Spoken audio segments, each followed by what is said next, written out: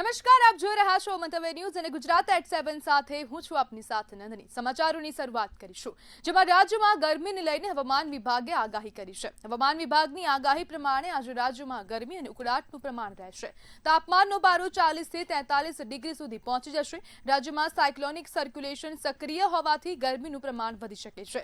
રાજ્યમાં સુરેન્દ્રનગરમાં સૌથી વધુ 44.5 ડિગ્રી તાપમાન નોંધાયું છે, જ્યારે અમદાવાદમાં ઈંધણની બચત વચ્ચે પેટ્રોલ પંપને લઈને સમાચાર સામે આવ્યા છે। શહેરના રિંગ રોડ પર આવેલું નયારા પેટ્રોલ પંપ છેલ્લા 2-3 દિવસથી બંધ હાલતમાં જોવા મળ્યું છે। પંપ પર હાજર કર્મચારીના જણાવ્યા મુજબ ઈંધણનો સ્ટોક ન હોવાના કારણે હાલ પેટ્રોલ પંપ બંધ છે।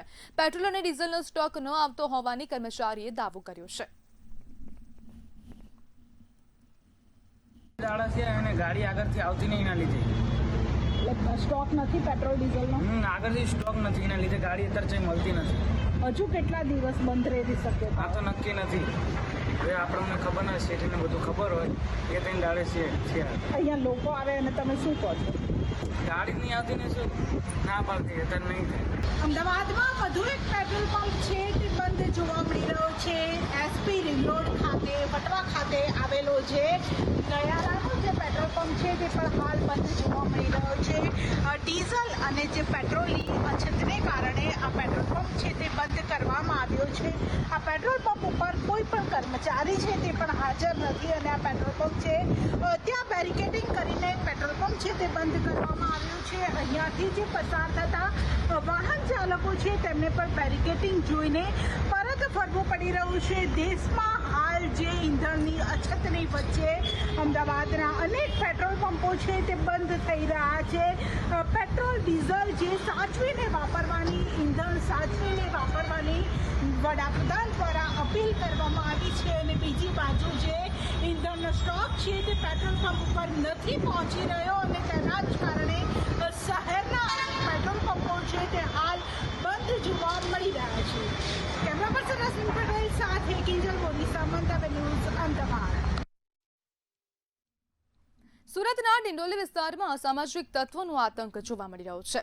અંગત દાવતમાં 4 ઇસમોએ યુવક પર તીક્ષ્ણ હથિયારો વડે જીવલેણ હુમલો કર્યો હતો। ઇજાગ્રસ્ત યુવકને સારવાર અર્થે હોસ્પિટલ ખસેડવામાં આવ્યો।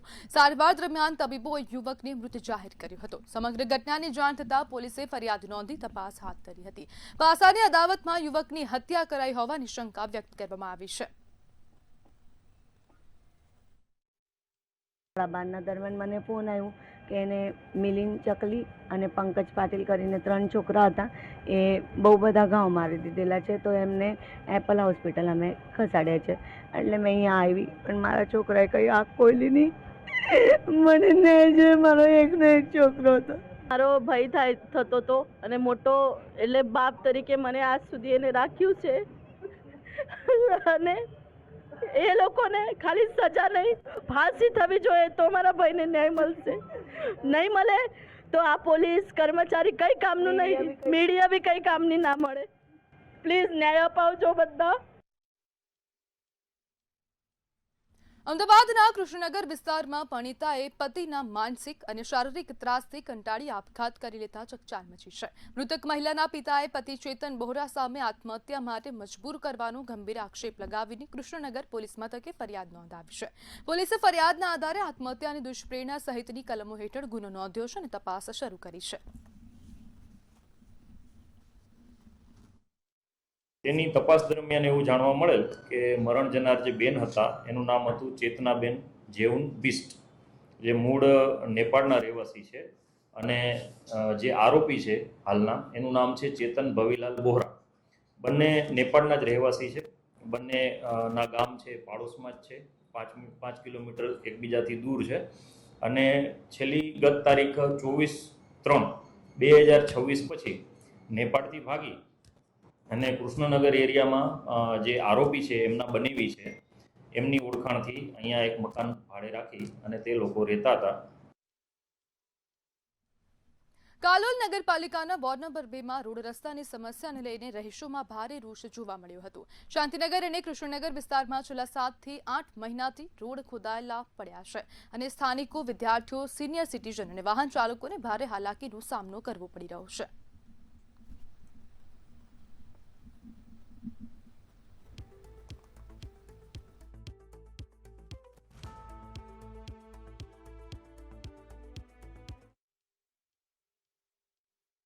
અમે પ્રમુખ સાહેબને મળ્યા, અમારા કાઉન્સિલરોને બધાને મળ્યા, સીઓ સાહેબને મળ્યા, ગાંધીનગરથી ટીમ આવી છે તપાસ માટે, એ લોકોને મળ્યા.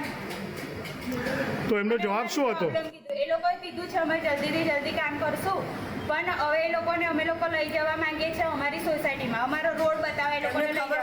જે વોર્ડ નંબર 2 માં રોડ રિસર્ફેસિંગનું જે તે સમયે ટેન્ડર તાત્કાલિકમાં કરવામાં આવેલું હતું, એના આધારે અત્યારે એનો વર્ક ઓર્ડરની કાર્યવાહી ચાલુમાં છે. કરારનામું કરવા એજન્સી આજે આવી જશે અને એજન્સીને કરારનામું કરેથી એ કામગીરી ચાલુ થઈ જશે. એટલે એકદમ પ્રશ્નનો જે મુખ્ય પ્રશ્ન છે રોડનો, આરસીસીનો, રિસર્ફેસિંગનો, એ પ્રશ્ન પૂરો થઈ જશે. દાહોદ જિલ્લામાં જોબટ નજીક લગ્ન પ્રસંગથી પરત ફરી રહેલા 2 યુવકો પર અજાણ્યા ઈસમોએ ફાયરિંગ કર્યું હતું. જમેરી ગામ નજીક થયેલા જીવલેણ હુમલામાં એક યુવક ઇજાગ્રસ્ત થયો હતો. ઘટના બાદ આરોપીઓ સ્થળ પરથી ફરાર થયા હતા. ઇજાગ્રસ્તને તાત્કાલિક સારવાર માટે ઝાયડસ હોસ્પિટલ ખાતે ખસેડવામાં આવ્યો છે. જ્યારે આ સમગ્ર મામલે પોલીસે ગુનો નોંધીને વધુ તપાસ અને કાર્યવાહી હાથ ધરી છે.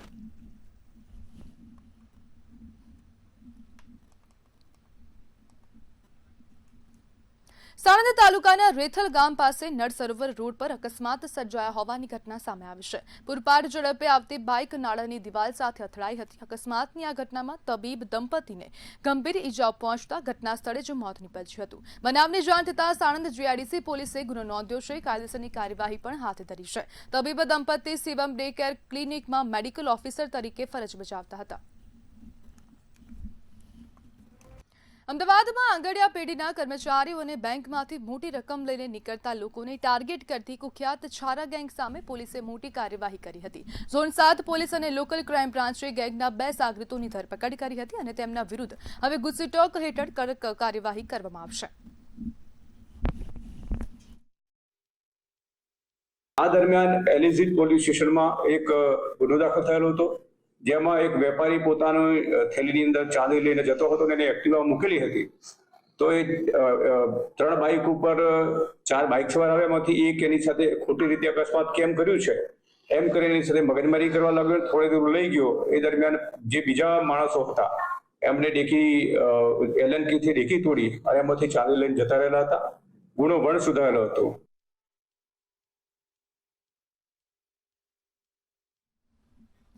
અમદાવાદના કાલુપર ગાંધી રોડ વિસ્તારમાં આવેલી બીઓબીમાંથી આરબીઆઈ કરન્સી ચેસ્ટમાંથી ₹8.70 કરોડની ઉચાપતનો મામલો સામે આવ્યો છે. ઓડિટ દરમિયાન ₹500ની 174 રીમ ઓછી જણાતા ગેરરીતિનો પર્દાફાશ થયો હતો. જ્યારે આ મામલે જોઈન્ટ કસ્ટોડિયલ હર્ષિત કાડિયાર પર ગંભીર આરોપ લગાવવામાં આવ્યા છે. આરોપ છે કે તેણે રાત્રિના સમયે બેંકમાં જઈ નાણાંની સગેવગે કર્યો હતો. બેંક તપાસમાં ખોટા બેલેન્સ સર્ટિફિકેટ અને ચેસ્ટ સ્લીપ સબમિટ કરાયાનું પણ સામે આવ્યું છે. જ્યારે આ સમગ્ર મામલે મેનેજરે કાલુપુર પોલીસ સ્ટેશનમાં ફરિયાદ નોંધાવતા પોલીસે વધુ તપાસ હાથ ધરી છે.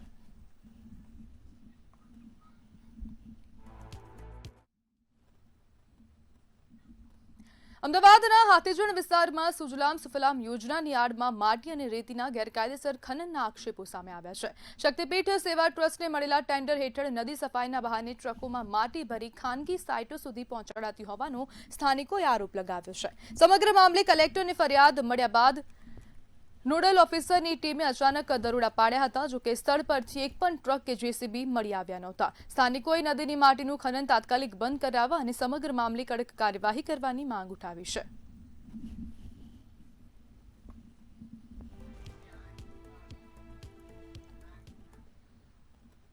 વાવ થરાદમાં દિયોદરના સોની ગામે યુવક અને યુવતીના આપઘાતનો બનાવ સામે આવ્યો છે. ગામની સીમ વિસ્તારમાં ઝાડ પરથી બંનેના મૃતદેહ લટકતી હાલતમાં મળી આવતા વિસ્તારમાં ચકચાર મચી છે. ઘટનાની જાણ થતાં પોલીસ તાત્કાલિક ઘટના સ્થળે પહોંચી હતી. યુવક અને યુવતીએ અગમ્ય કારણસર ગળે ફાંસો ખાઈ જીવન ટૂંકાવ્યું હતું. પોલીસ દ્વારા મૃતદેહોને પોસ્ટમોર્ટમ માટે ખસેડવામાં આવ્યા છે અને બનાવ અંગે વધુ તપાસ હાથ ધરવામાં આવી છે.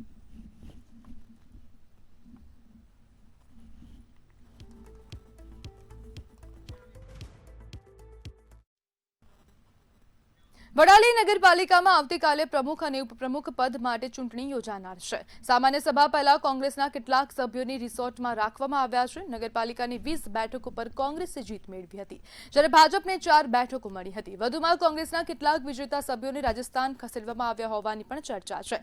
પાર્ટીમાં અંદરોઅંદર હોદ્દાઓ માટે કથિત ખેંચતાણ વધી છે. પૂર્વ પ્રમુખ સહિતના દિગ્ગજ નેતાઓ પ્રમુખ અને ઉપપ્રમુખ પદ માટે મેદાનમાં છે. બપોરે પાલિકા કચેરી ખાતે ચૂંટણી અધિકારીની હાજરીમાં સામાન્ય સભા મળશે, જેમાં પ્રમુખ સહિતના વિવિધ હોદ્દાઓ માટે ચૂંટણી યોજાશે.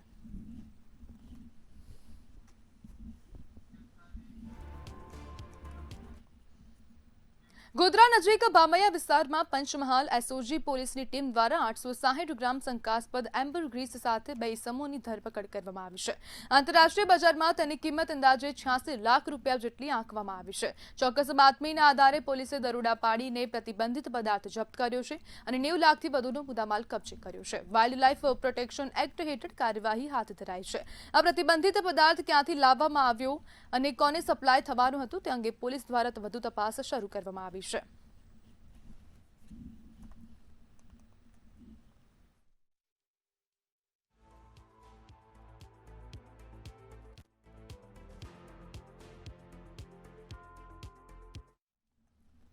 અમદાવાદના લાંભામાં આવેલા જ્યોતિનગરના તળાવમાં ભારે ગંદકી ફેલાતા સ્થાનિકોમાં રોષ જોવા મળી રહ્યો છે.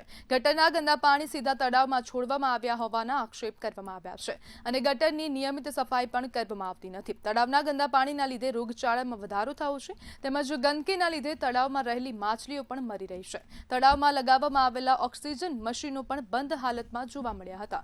ગટરના પાણી અને ગંદકીના કારણે વિસ્તારમાં તીવ્ર દુર્ગંધ ફેલાતા લોકો પરેશાન છે. કોર્પોરેટર અને અધિકારીઓને તળાવની હાલત જોવાનો પણ સમય નથી.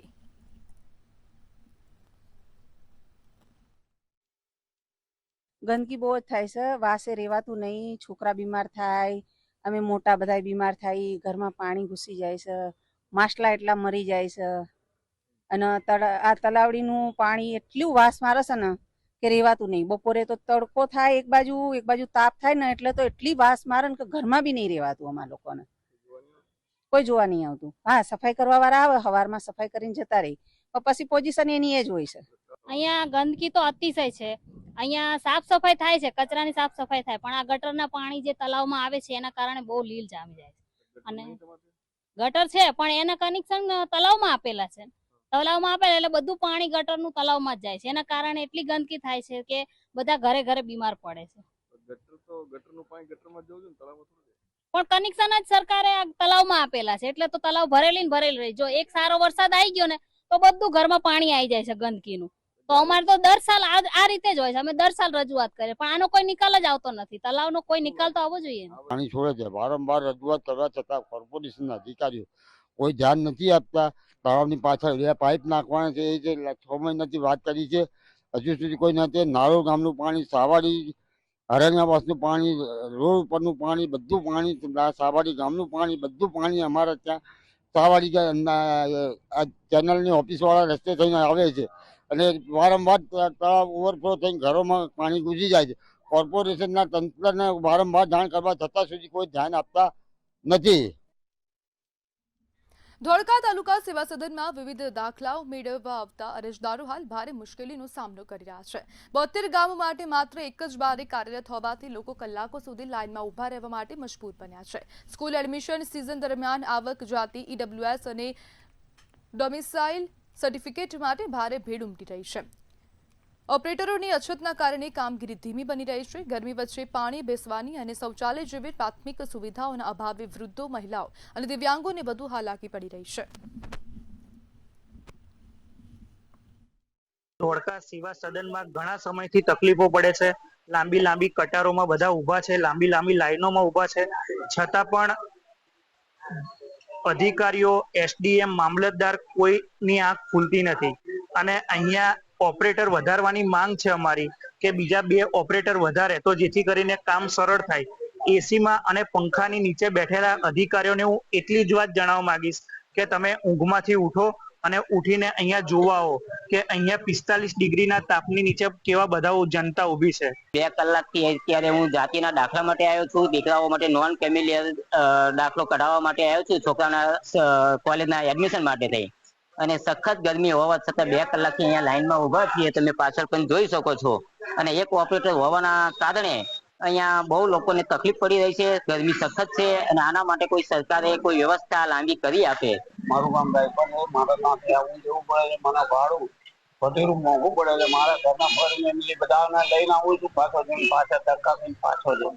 તો સાહેબ એના માટે તમારે તજવીજ કરવી જોઈએ. એટલા માટે ખોટા અમને ધક્કા ખવડાવે. શેના માટે ધક્કા ખવડાવવામાં આવે છે? આ બધા જે કાગળિયા છોકરાને ડોક્યુમેન્ટ કઢાવવા હોય તો કે 4 દાડા આવજો 5 દાડે આવજો. બરોબર. તો આપની માંગણી શું? તમારી માંગણી એ સાહેબ કે આનો અમારે વ્યવસ્થિત કરીને અમને કમ્પ્લીટ કરી દે તો મને વાંધો નહીં. અઠવાડિયું 10 દાડા કરે છે ને પાછા ધક્કો ખવડાવે. સમાચારમાં આગળ વાત કરીએ તો નવસારી ખાતેથી સમાચાર સામે આવી રહ્યા છે, જેમાં કોંગ્રેસની સમીક્ષા બેઠક યોજાઈ છે. સર્કિટ હાઉસ ખાતે કોંગ્રેસની સમીક્ષા બેઠક યોજાઈ છે. નવસારી ખાતેથી સમાચાર. સ્થાનિક સ્વરાજ્ય ચૂંટણીમાં હાર બાદ બેઠકનું આયોજન કરવામાં આવ્યું છે, જેમાં બીવી શ્રીનિવાસની અધ્યક્ષતામાં કોંગ્રેસની બેઠક મળી છે. તો કોંગ્રેસની આ સમીક્ષા બેઠકનું આયોજન કરવામાં આવ્યું છે. આવનાર ચૂંટણી માટે સંગઠન મજબૂત કરવા માટે અપીલ કરવામાં આવી છે. ઉમેદવારો પાસેથી હારના કારણો અને સૂચનો મેળવવામાં આવ્યા છે. કોંગ્રેસે સમીક્ષા બેઠક કરી છે. સ્થાનિક સ્વરાજ્યની ચૂંટણીમાં જે કોંગ્રેસની કારમી હાર થઈ છે તેના કારણે હવે સમીક્ષા બેઠકનું આયોજન થઈ રહ્યું છે. નવસારીના સર્કિટ હાઉસ ખાતે કોંગ્રેસની સમીક્ષા બેઠકનું આયોજન કરવામાં આવ્યું હતું.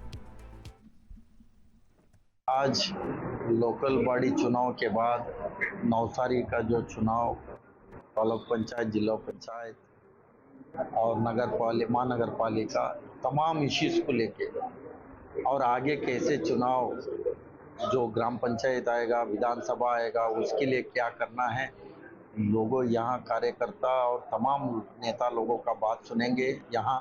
इसके बाद ब्लॉक लेवल में जाएंगे.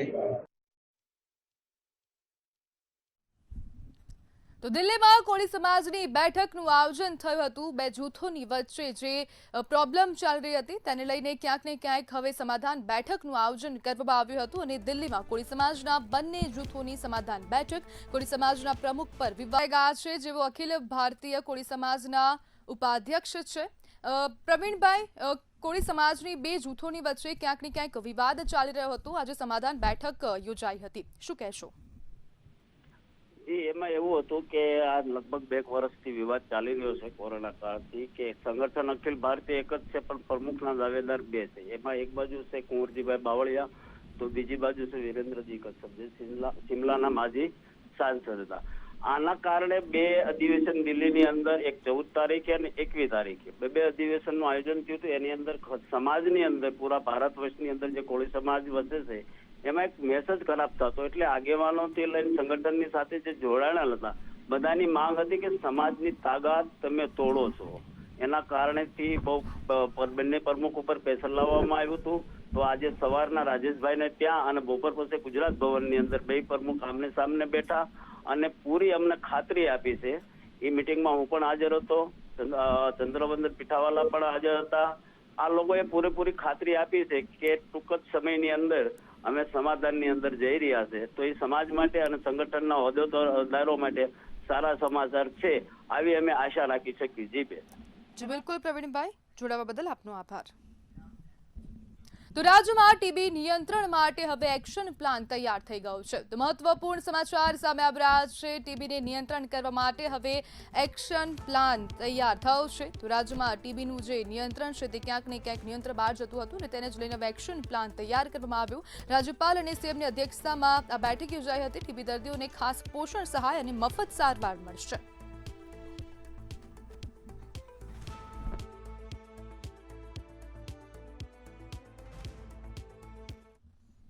તો વડોદરા ખાતેથી સમાચાર સામે આવી રહ્યા છે. પોલીસ કમિશનર દ્વારા જનસંપર્ક સભાનું આયોજન કરવામાં આવ્યું હતું. તો મહત્વપૂર્ણ સમાચાર વડોદરા ખાતેથી સામે આવ્યા. પોલીસ કમિશનર દ્વારા જનસંપર્ક સભાનું આયોજન કરવામાં આવ્યું, જેમાં મોટી સંખ્યામાં ફરિયાદીઓ જનસંપર્ક સભામાં પહોંચ્યા હતા. જેમાં વિઝા કન્સલ્ટન્ટના ફ્રોડ મામલે અનેક રજૂઆતો કરવામાં આવી છે. જેમાં બાંધકામ મિલકત સંબંધિત ફરિયાદો પણ સામે આવી છે.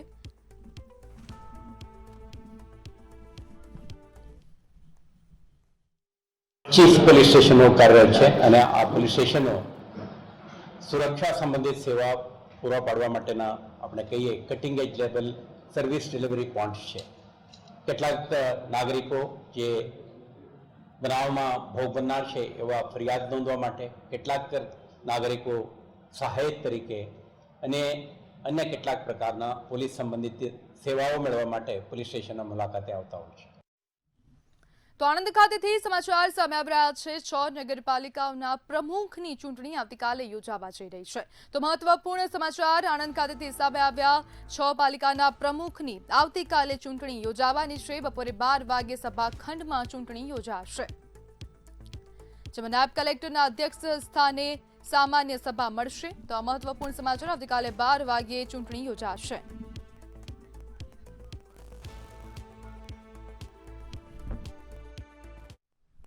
તો ગાંધીનગરમાં 5 લાખની લાંચ માંગનાર અધિકારી ઝડપાયો છે. તો મહત્વપૂર્ણ સમાચાર ગાંધીનગર ખાતેથી સામે આવી રહ્યા છે. વધુ એક લાંચિયો અધિકારી એસીબીના સકંજામાં આવ્યો છે. ₹5 લાખની લાંચ માંગી હતી. તો આ મહત્વપૂર્ણ સમાચાર ગાંધીનગરથી સામે આવી રહ્યા છે. 5 લાખની લાંચ માંગનાર અધિકારી ઝડપાયો છે. સમગ્ર મામલે વધુ તપાસ હાથ ધરવામાં આવશે. લાંચ માંગનાર ઉદ્યોગ ભવનનો ક્લાસ 2 નો અધિકારી ઝડપાયો છે.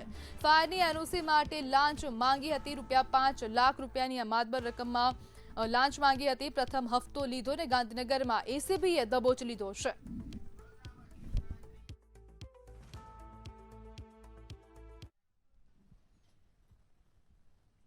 તો વડોદરામાં વસ્તી ગણતરી 2027ની પ્રક્રિયાનો પ્રારંભ થયો છે. તો મહત્વપૂર્ણ સમાચાર વડોદરા ખાતેથી સામે આવી રહ્યા છે. વસ્તી ગણતરીની પ્રક્રિયા શરૂ થઈ ગઈ છે. મહત્વપૂર્ણ સમાચાર વડોદરાથી વસ્તી ગણતરી 2027ની કામગીરીનો પ્રારંભ થયો છે. ગઈકાલથી વડોદરા મહાનગરપાલિકાની ટીમ મેદાનમાં ઉતરી છે. વસ્તી ગણતરી થવા જઈ રહી છે. વસ્તી ગણતરી માટે 4800 કર્મચારીઓની નિમણૂક પત્ર આપવામાં આવ્યા છે, જેમાં શિક્ષકો અને વોર્ડ લેવલની ટીમોને જવાબદારી સોંપવામાં આવી. જનગણનાનું 2027નું જે HLO મોબાઈલ એપ્લિકેશન છે, હાઉસ હોલ્ડ લેવલમાં મોબાઈલ એપ્લિકેશન દ્વારા પણ આપણે સેલ્ફ એન્યુમરેશન કરી શકો છો. એની લિંક પણ અમે માસ મોબિલાઇઝેશન કરીને તમામને પણ લિંક શેર કરવાના છે, જેથી કરીને સૌથી પહેલા મહાનુભાવોથી અમે એક સિમ્બોલિક રીતે પણ કરવાના છે, જેથી કરીને વધારે લોકોને પ્રેરણા મળે, જેથી કરીને સેલ્ફ એન્યુમરેશનમાં આવે. એ કદાચ થોડું ડિલે થયેલા સેન્સસ છે, એટલે બાકીના સ્ટેટ્સમાં ઓલરેડી શરૂ થઈ ગઈ છે. ગુજરાતમાં સ્થાનિક સ્વરાજના કારણે થોડું ડિલે થયું. તો ગાંધીનગર ખાતેથી સમાચાર સામે આવી રહ્યા છે. પિઝા આઉટલેટમાંથી જે વંદુ નીકળવાનો મામલો સામે આવ્યો હતો, તેને લઈને આ વધુ અપડેટ સામે આવી રહી છે. પિઝા આઉટલેટમાં પિઝામાંથી વંદુ નીકળ્યો હતો, તેને મામલે વધુ અપડેટ, જેમાં મનપાની ફૂલ ટીમે ટેરા નોવાઝમાં તપાસ કરી સેમ્પલ લીધા છે, જેમાં કિચનમાં સાફ સફાઈની અનેક ખામીઓ પણ સામે આવી છે. ફૂડ વિભાગ દ્વારા વધુ તપાસ પણ હાથ ધરવામાં આવી છે. મનપાએ આઉટલેટને ઇમ્પ્રુવમેન્ટ નોટિસ ફટકારી છે. તો મહત્વપૂર્ણ સમાચાર ગાંધીનગર ખાતેથી સામે આવ્યા. રજીસ્ટ્રેશન 3 દિવસ માટે સસ્પેન્ડ કરવામાં આવ્યું. વેચાણ પર પ્રતિબંધ મૂકવામાં આવ્યો છે. તો ઇમ્પ્રુવમેન્ટ નોટિસ પાઠવવામાં આવી છે આઉટલેટને, જેમાં પિઝા આઉટલેટમાં પિઝામાંથી વંદુ નીકળ્યો હતો. જાગૃત નાગરિક દ્વારા તેનો વિડીયો બનાવીને સોશિયલ મીડિયા પર વાયરલ કરવામાં આવ્યો હતો. તે બાદ મનપાની ફૂલ ટીમ જાગી અને ફૂલ ટીમે સમગ્ર તપાસ હાથ ધરી હતી અને ડેટા પણ લીધો હતો. તો ગુજરાત@7માં હાલ બસ આટલું જ. વધુ માહિતી માટે જોતા રહો મંતવ્ય ન્યૂઝ. નમસ્કાર.